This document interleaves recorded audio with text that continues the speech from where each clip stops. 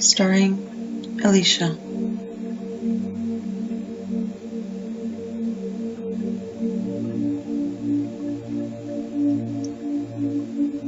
Alicia woke up that morning, ready for life in every way you could imagine. Yes, she was merely 6 years old. At 6, it was like the thing to be at the time. She was awesome. Born right at the beginning of the 1980s, Alicia was already a world traveler even before she took her first breath. Her parents were extremely young and traveled to America from Armenia in her mother's womb. She was a baby. Now, she was a whopping 6 years old. She lived in a simple little unit, 4-condo apartment building in Hollywood, California.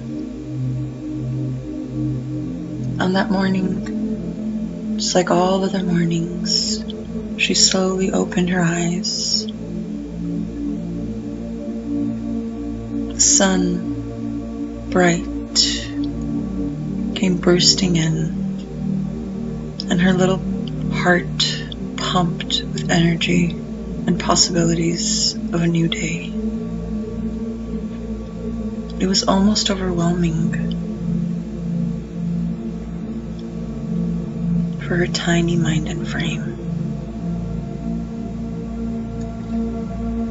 But as if to say to life, I understand your game.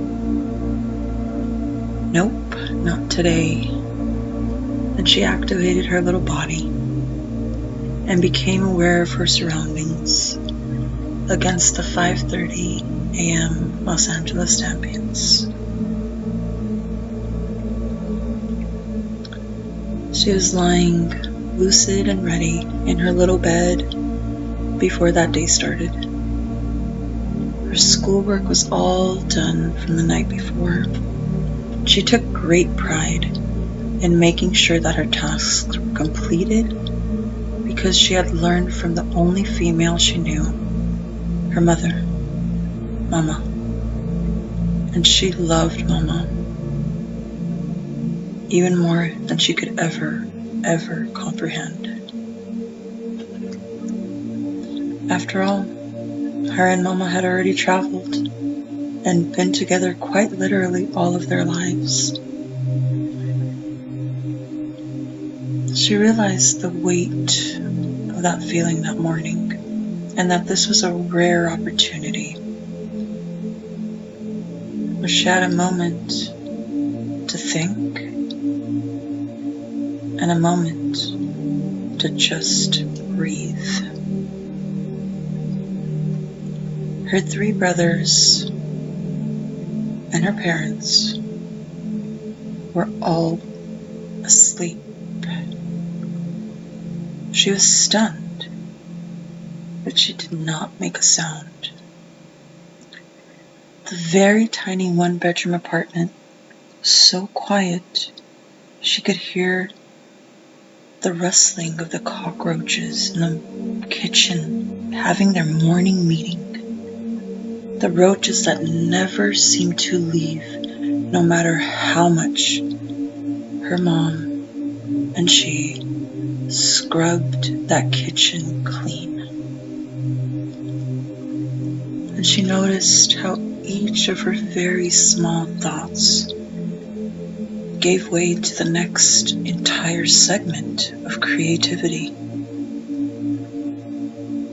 She cautiously lay in her little bed in the middle of the little room in the little apartment on Heliotrope Drive.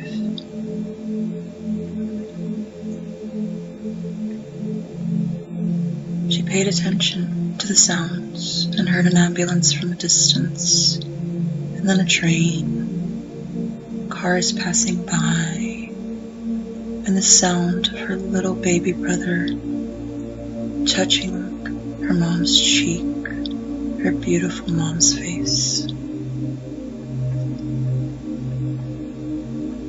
She focused in on the clock, and it was exactly 6 a.m. She gently got out of bed and did a very quick room scan. There was a small 22-inch TV with an antenna in the bedroom that she shared with her brothers.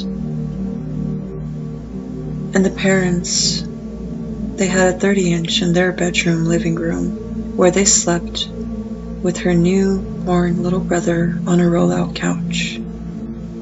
Her dad always had a sore back and a very sore heart. And her mom, well, her mom was just unreal. So accommodating and so kind. Alicia soaked everything in. She made sure her brothers were asleep and that she could hear their heartbeats. And when she heard them, she made her way out, but turned one more time to see their shapes in the semi-darkness. They're safe. They're safe. She put on her red and white checkered sailor dress. She loved that dress. And her little white socks and Mary Jane's black. She turned around one more time after she was fully dressed and looked at the blinds where the sunlight had peeked in. And through the cracks, she saw sunlight coming through. And one of them turned slightly, and she was in the right place at the right time and saw a kaleidoscope of colors, an actual rainbow in real time.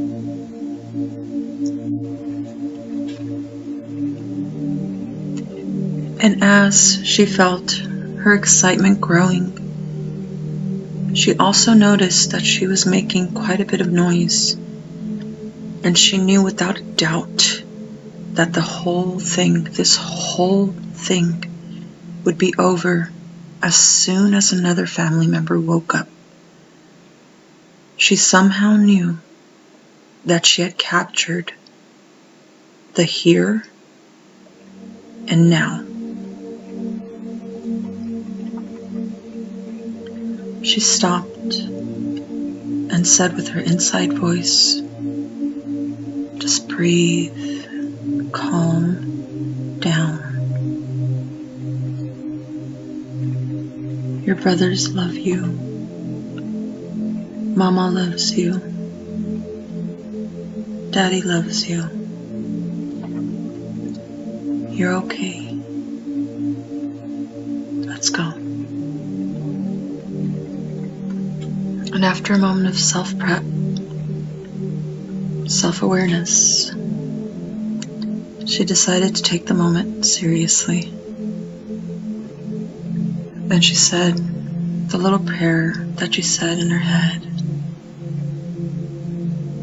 "Dear God, thank you for the food, fun, laughter, happiness, and love in which you gave to me today. Amen. I love you."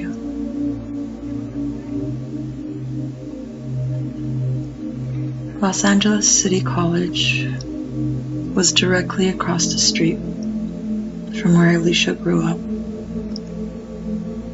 Right across from her apartment building she could see. And every morning, without fail, Alicia woke up,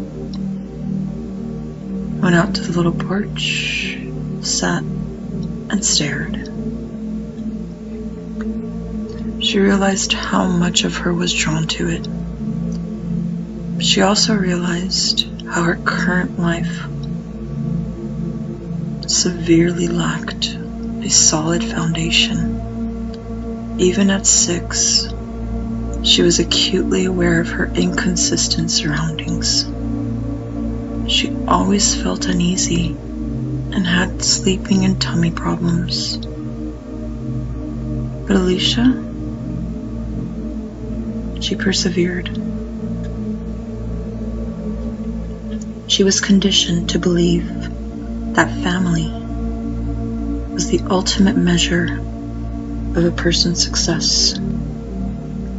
That parents only exist to make sure that their children can survive in the rough elements of this life. Her highly overprotective and very severe father figure. The heavenly angelic, perfect motherly figure. The two older brothers who were her protectors during her wake and her slumber. The scene was set. And to finalize it, the youngest child, her baby brother, who took her place and left her in the center of the tiny little Armenian apartment in the little tiny Armenian world within a world, made even more confusing by the labels and roles she was assigned.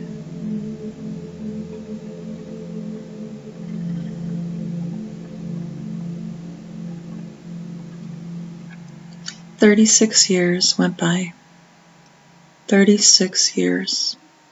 That's a long stretch, long time.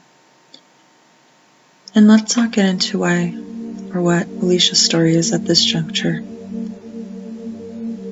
but focus on the here and now, and where this particular story picks up again. Alicia was now standing in the middle of her life, for real. She was now 40 years old, tall for a girl about 5'6", dark wavy hair, this strange marriage of new and old, trendy still, yet very reminiscent, a character of her own device. She was straight, unmarried, and never had children, or even a scare. And she was in the midst of grieving, for recently, her family paradigm had taken another blow pop. Her beautifully complicated father had passed away in his bed. She hoped in a dream, a good dream.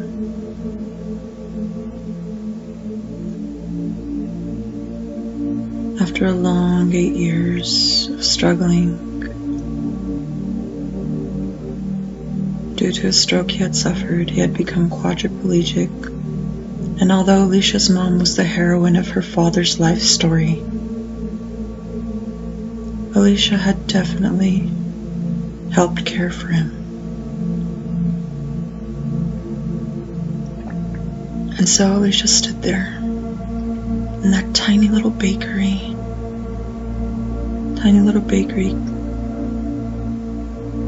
in that kitchen, and she knew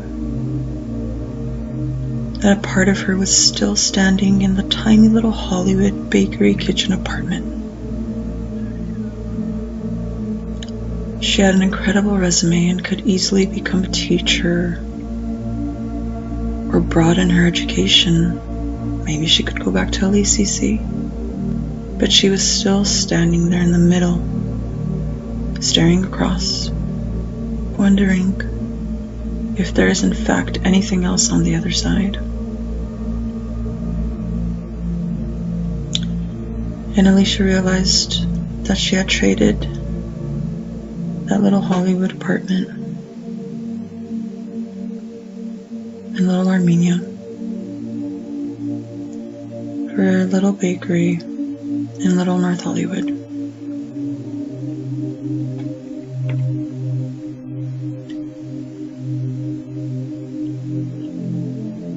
And all of these thoughts flooded in at once. And as time went back to its normal pace, and as she was between orders at lunchtime, everything slowed down. And she thought of her dad, her papa. And the feeling of sadness, doubt, fear began to creep in like fog. She was so focused on his memory that she didn't even hear the doorbell ring. Lost in her thoughts, she woke up when she heard a man say, "Hello?" She put on her mask and just her head peeked out. She used to do this when family and neighbors came over all day in Hollywood. She would peek out just the top of her head over the little kitchen barrier, and her mom would give her an order or two. 3 coffees, easy sugar, bring it outside on a tray please. 2 pierogies, 1 ponchik, to go, set it up please. Remember, wash the dishes, clean the floors, and vacuum. Go, go, go. And Alicia's mother told her to study between these orders, to study in the bathroom, to study in her sleep, and to not use any of her mom's tasks as an excuse, but to use them to make her stronger and ready and capable. Because Alicia's mom expected her to also become a mom and a wife. And although these things did not come to pass, she did prepare her daughter for the world.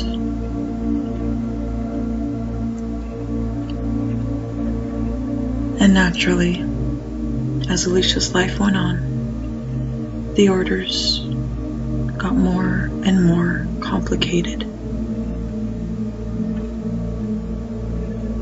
Still lost in her thoughts, she woke up again when she heard 3 knocks and a man say, "Hello?"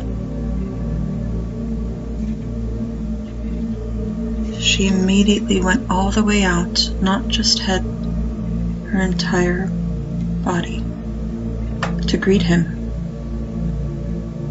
The life flashing and rushing back into her body and mind instantaneously. Alicia had a strange buzzing in her left ear, and her fingertips and toes were all tingling. She felt like there was a magician inside of her at all times, but that he was on the verge of quitting his job. And she, the audience, to this mythical magician and his amazing trickery, she just was not into it anymore. She felt her inner magician beginning to slowly withdraw. And we all know life without magical self-value is no life at all. She had effectively tuned out the world noise, and she turned up the human frequency.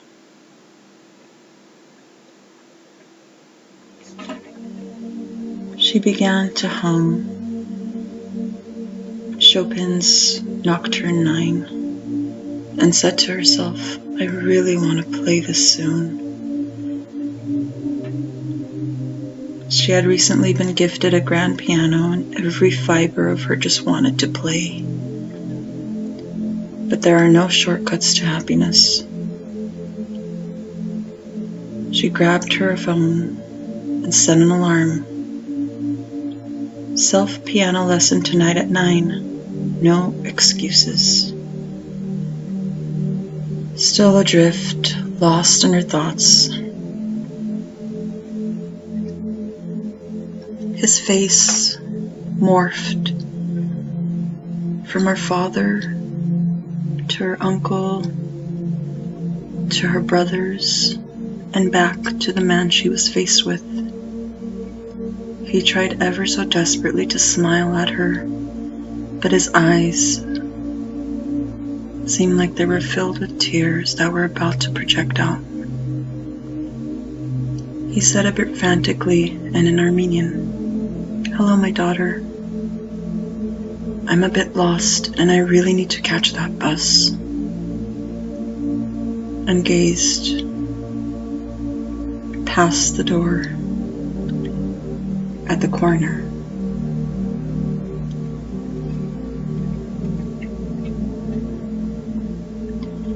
Alicia stretched over the little payment counter by the register and looked at the corner, and sure enough, there was a bus at the stop, just waiting. She looked at him intently, and he continued. But Alicia was completely and utterly entrenched in the moment.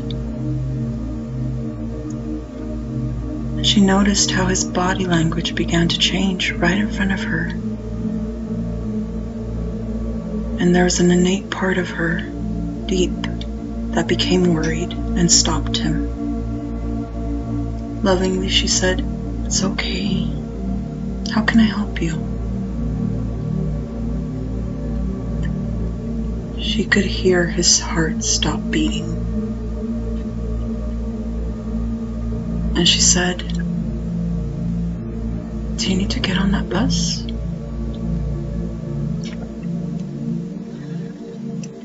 He looked directly into her eyes, and what felt like he was fighting back tears that were forming, said, "Yes, please."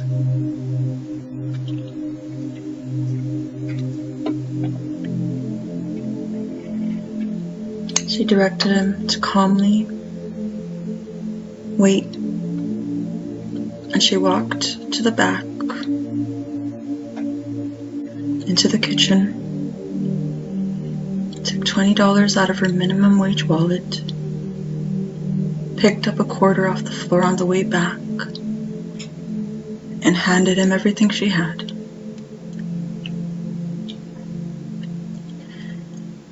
$20, 25 cents, and a bottle of water. She could tell he was thirsty.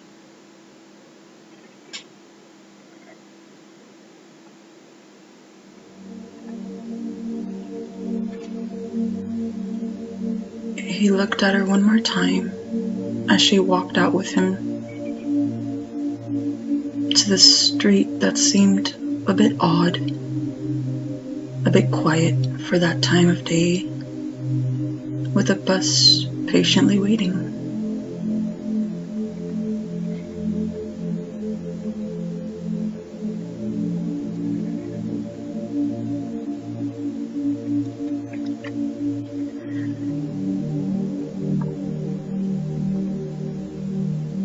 Perhaps she helped somehow, some way.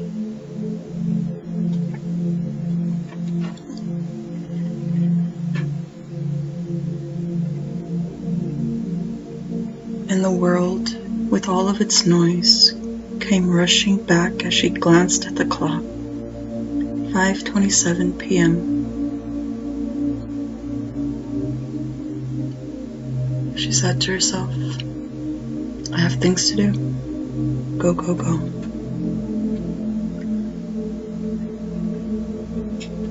She could not comprehend or explain who or what he was, who or what he represented, why he chose the little bakery that she happened to work in that moment at that time, with her in it, and whether or not he would have even arrived at his destination had she not existed. All she knew was that she trusted her inner magician again, and that the universe, filled with her thoughts,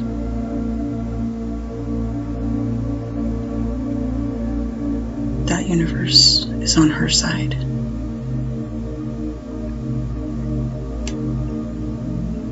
Before long, it was 6 p.m. Officially time to go home. She was about to turn off the bakery lights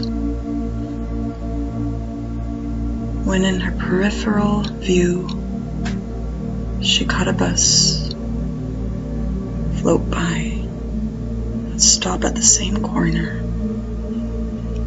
She was immediately transported to the meaning of the feeling behind the man with the eyes that looked at her with such distress initially, but ultimately hopeful humility.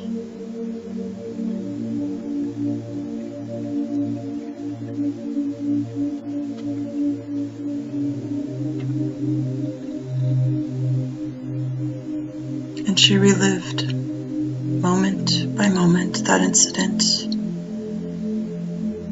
from that day over and over again.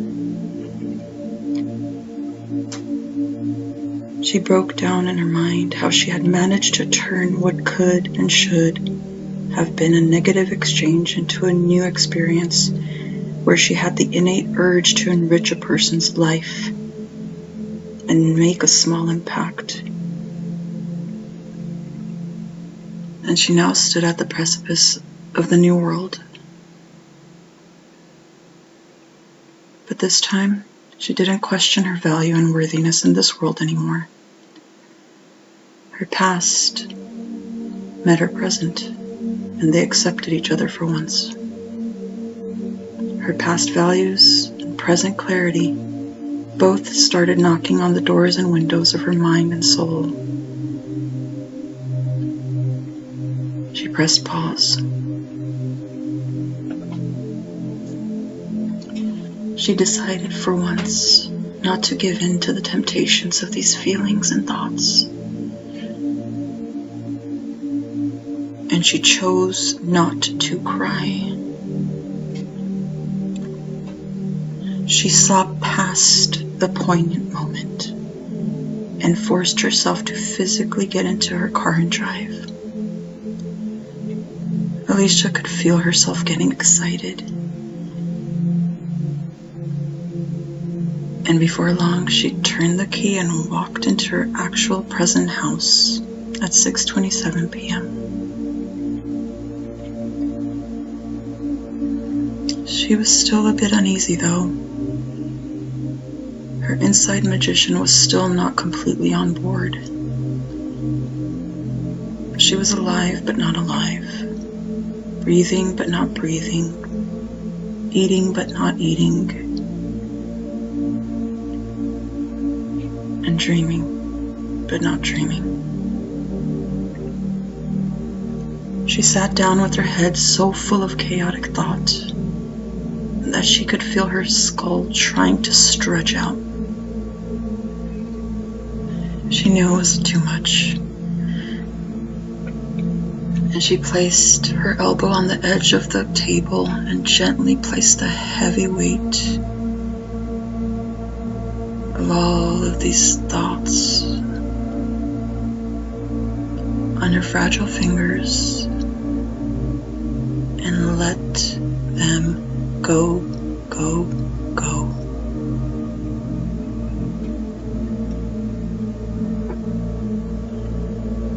She found herself acutely aware now that she was in a state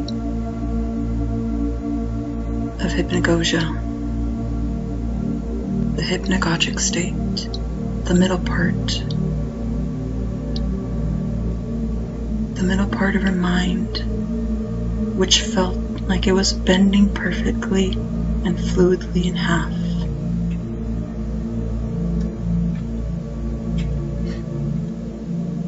Her limbs had now fully relaxed, and Alicia was sitting at the kitchen table, reflecting internally over the woulds, the shoulds, and coulds of the day.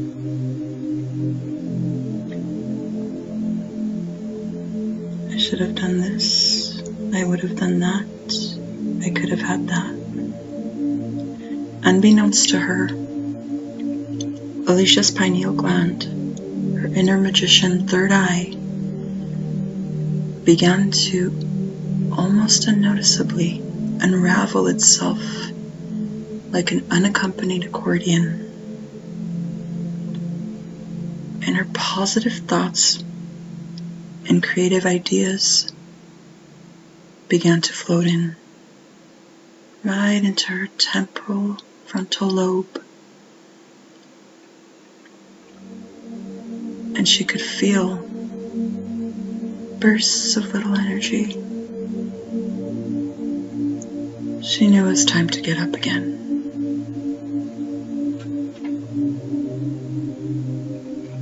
But not just yet.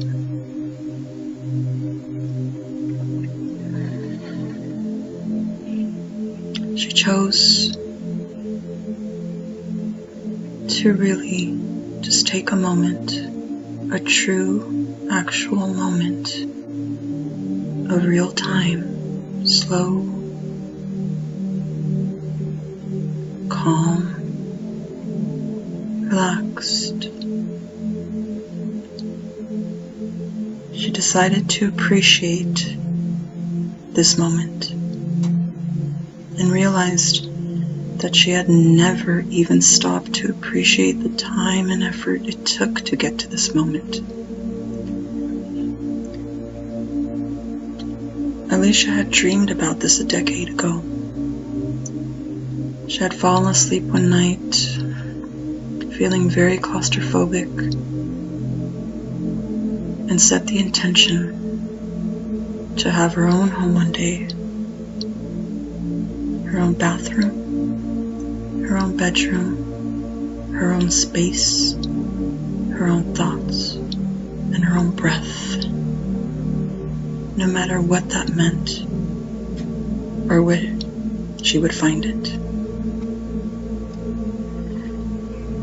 She actively decided to start the process of a better life, and 10 years later, she was sitting in the life that her inner protocol, her IP, and her inner magician, her I am, had constructed and conspired towards behind her back. But that was possible, even as a thought, only with her help.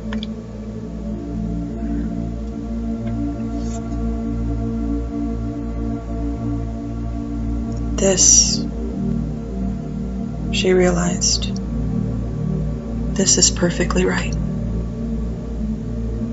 I chose to be here in this moment right now. The only thing that matters is this moment right now. Because it is in fact the only thing that she could at least still attempt to control in her favor.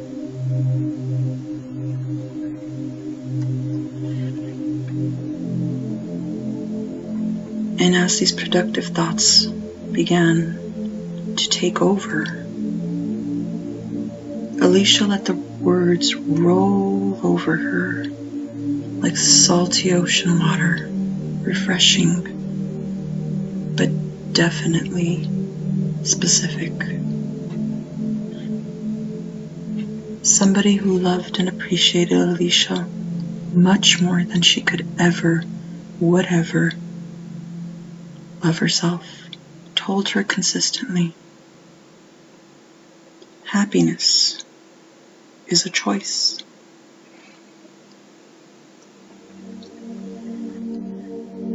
She began remembering all of the wisdom and pure love that was invested into these words. Happiness is a choice. You must choose to be happy. Nobody else can be happy for you. Try to look at a moment, every moment from all angles.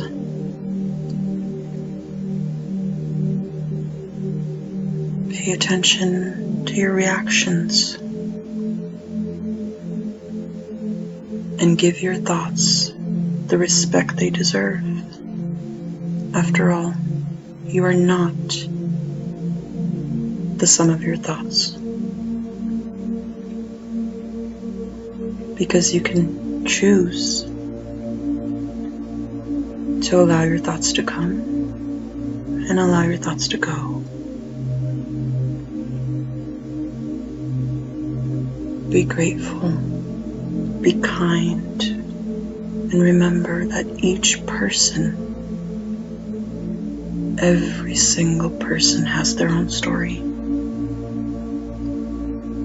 Appreciate, truly, genuinely appreciate what you currently have.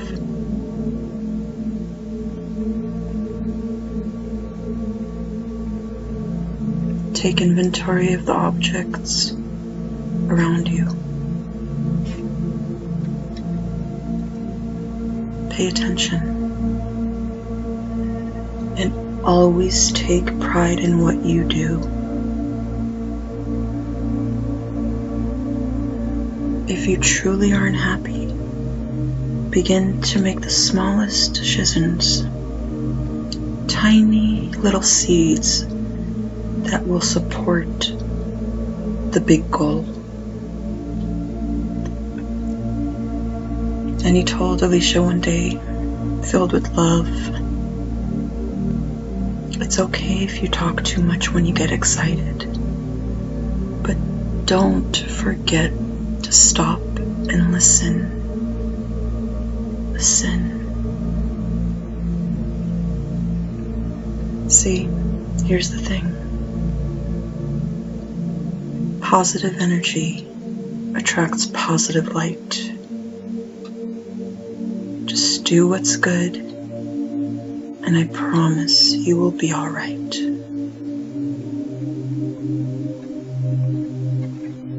And very much to her surprise, she was standing outside and staring at LACC College.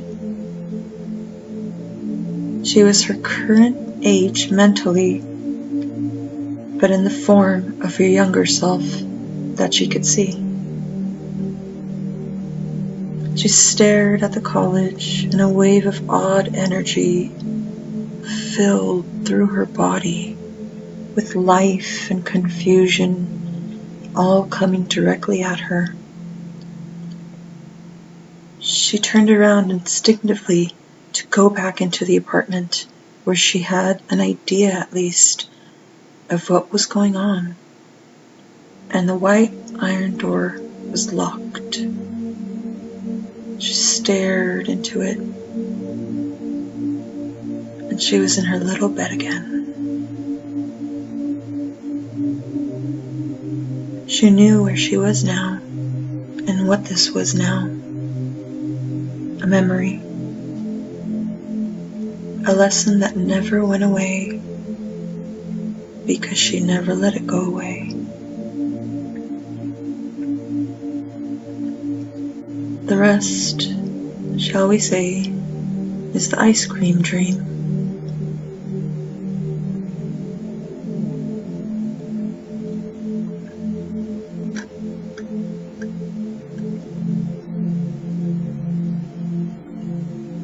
That day, when Alicia went out into the world, was a day that lived on for her, seemingly forever. She was a mere 6 years old, very excited and ready for the day. Her wonderful, beautiful mom had promised her that if she was a good girl, finished all of her tasks, from homework to next day preparation, like picking out an outfit and making sure that she and her 2 older brothers were all set for the walk to school the following morning. If Alicia did all of that, her mother had promised to leave a quarter under the ashtray where her dad used to sit and smoke after a very long day of being an auto mechanic. It was at this moment that the wave that she had watched coming toward her stopped before it crashed into her childhood home, and more specifically her. She stared at this tidal wave, which looked like a tsunami, stopped in mid-air and walked cautiously, closely, and underneath it. She looked all around her, top, bottom, side to side. And she noticed how the half that was directed at her little face and body was in the dark and had stopped at the point of no return, pleading with her to keep looking. It was as though somebody pressed pause on her limited awareness, and she forced herself to not move back from her memory and simply pay attention. At that moment, the PA system from across the street at LACC College began to play the ice cream theme.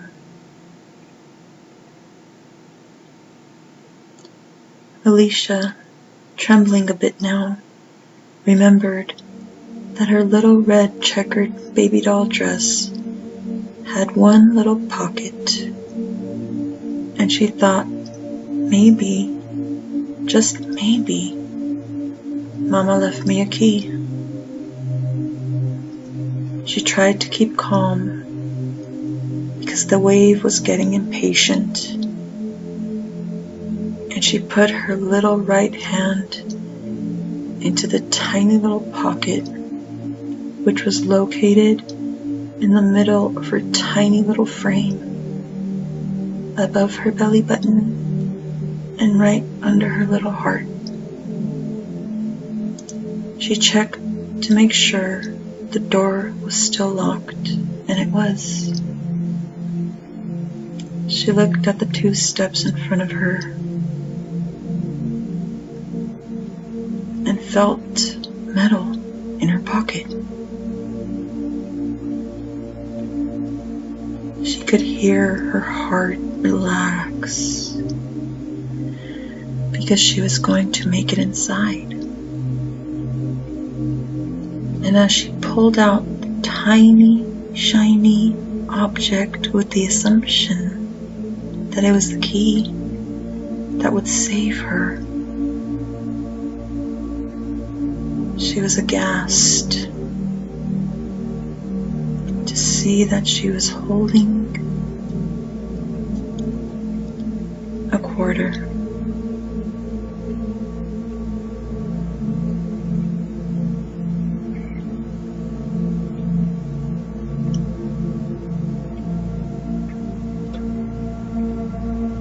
She stood there, knowing now that the moment she looked at this wave of Neapolitan ice cream filled with past, present, and the unknowable future were swirling into and out of each other here. But this time, she chose to challenge herself and stare directly at it.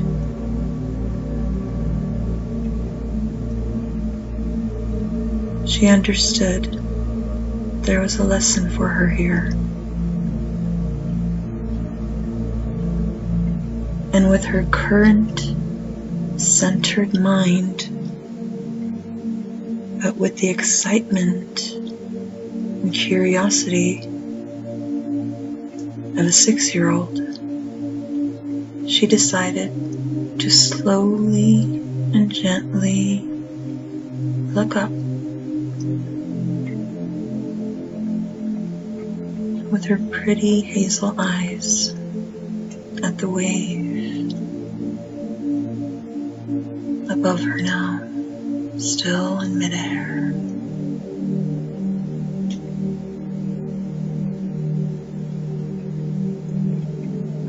And the wave, she could feel, became a bit agitated by this new action from her and challenged her back.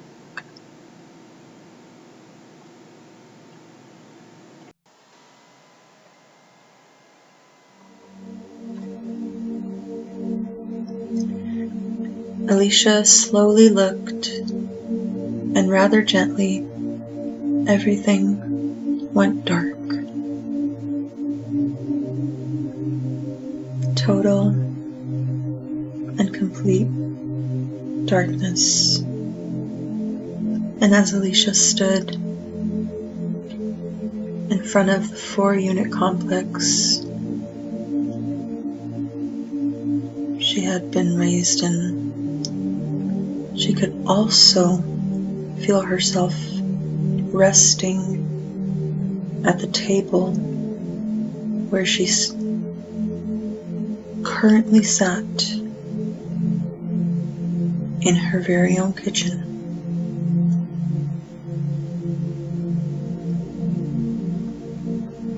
And the moment she decided to merge these two opposites, she felt herself expand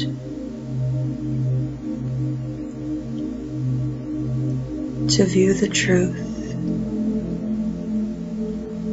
and how it affected her life and why.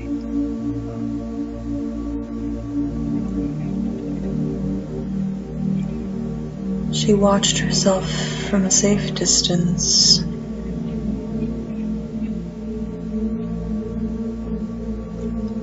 and she saw herself yell, "Stop."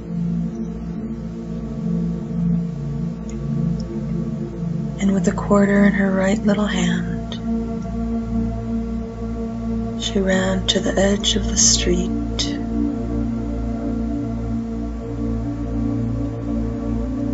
looked both ways, and waited, did not cross.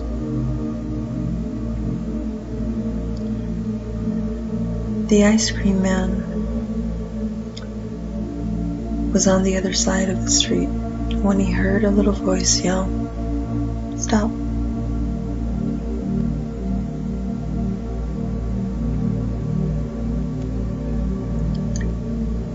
And the power that the quarter held by Alicia in that moment, the power of that quarter was pure magic. She had practiced her line in the mirror. The quarter was in the pocket above her heart. She was ready.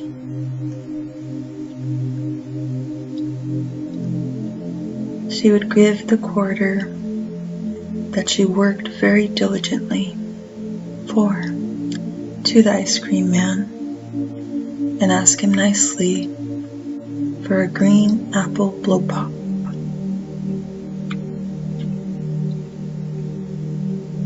And she began to fill in the blanks of their little exchange before it even happened.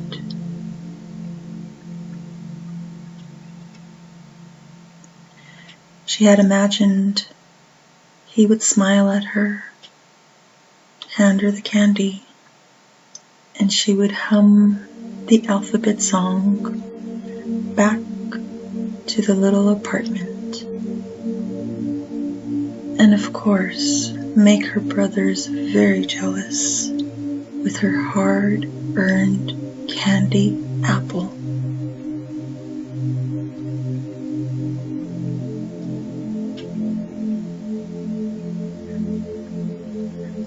Unfortunately, Alicia did not account for the fact that she had made the ice cream man change course completely.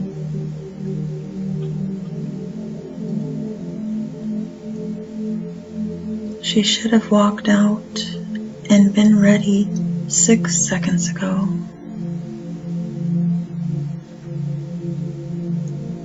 Or she should have waited for the next time he was in the area on her route.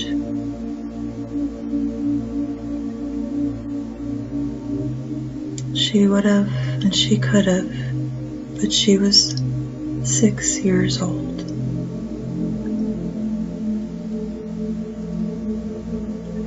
And very unprepared mentally for the ice cream dream man's reaction.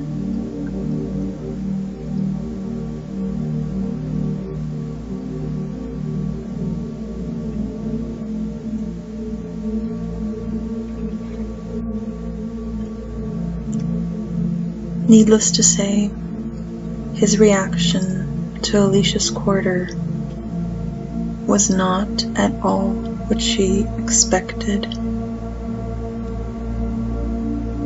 The quarter, for her,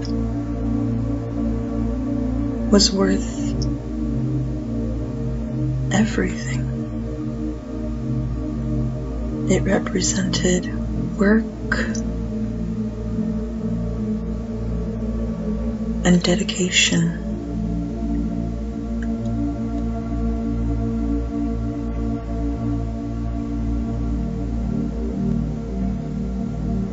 And her prize that she had promised to herself had come to fruition.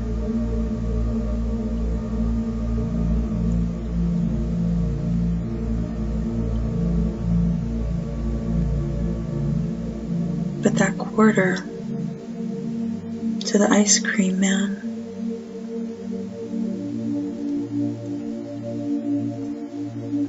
was an absolute piece of trash, an unnecessary detour from his route.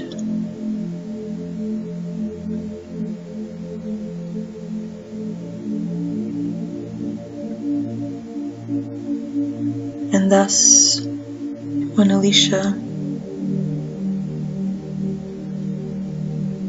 a bit nervously, because she felt a vibe, an energy,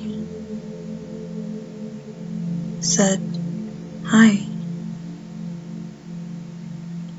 Barev," in Armenian. On blow pop.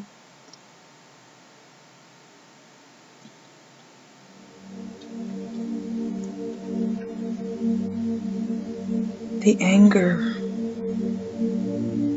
she could feel the anger exude before he spoke.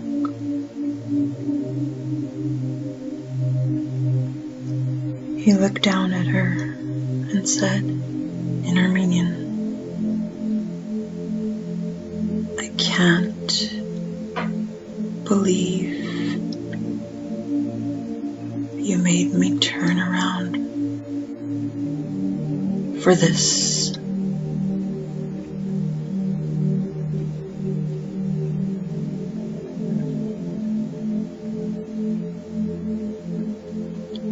Alicia, of course, did not say a word. The quarter in her right hand, she attempted to hand it to him, and he snatched it away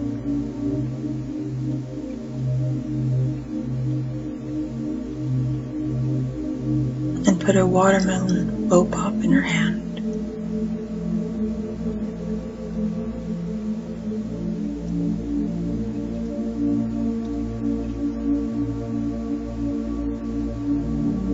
And with one final look of disgust, he looked at her, down at her, made her even smaller,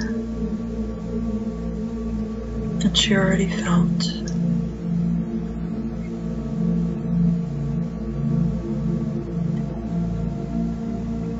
and she quite honestly, literally stopped moving.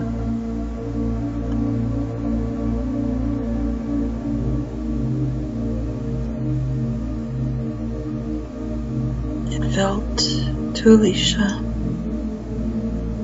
like her little heart had just stopped beating.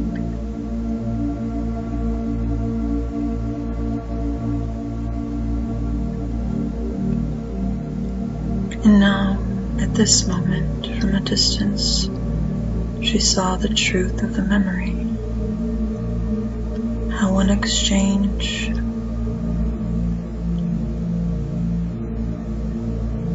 had meant so much to her and so little to the ice cream man. How could it be? But it was.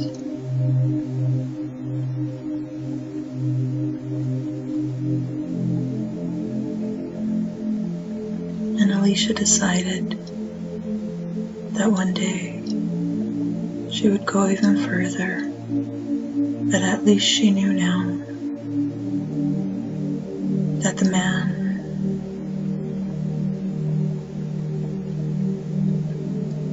that she gave a pass to was in fact the ice cream man from 36 years ago.